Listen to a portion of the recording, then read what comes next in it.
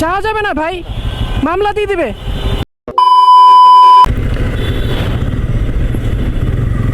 এই দেখেন লাল বাতি, আমি এইখানে দাঁড়ায় পড়লাম।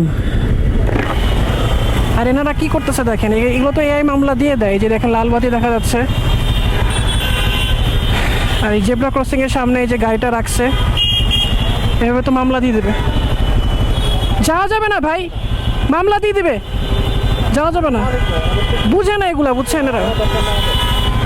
একটু সামনেই দেখে যে এটা যেমন দাঁড়াইছে, মামলা দিয়ে দিলে না, দেখা গেল 5,000 টাকাটা মামলা দিয়ে দিল, কি করব? এই যে 80 সেকেন্ড পরে আর কি আমাদের এই সিগন্যাল মানে শেষ হবে। তো এই যে জেব্রা ক্রসিংয়ের সামনে যে গাড়িটা রাখছে এই যে এখানে, এটাতে এটা রাখার কারণে ইনি মামলাও খেতে পারে, বলা যায় না। তো রিস্ক নেওয়ার কী দরকার? না, এই সিস্টেমটা খুব সুন্দর করছে মনে একটা। দেখেন এখানে কিন্তু কোনো ট্রাফিক পুলিশ নাই, বাট তারপরেও কি সুন্দর মানুষজন এখানে দাঁড়ায় আছে।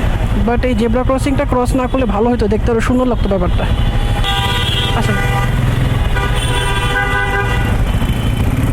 এই যে এই সামনের বাইকটা, গ্রিন সিগন্যাল চলে আসছে আর আমরা চলে যাচ্ছি। এই সামনের বাইকটা হলো যেটা চলে গেল সামনে, সেটা হচ্ছে যে জেব্রা ক্রসিং ক্রস করে সামনে রাখছিল।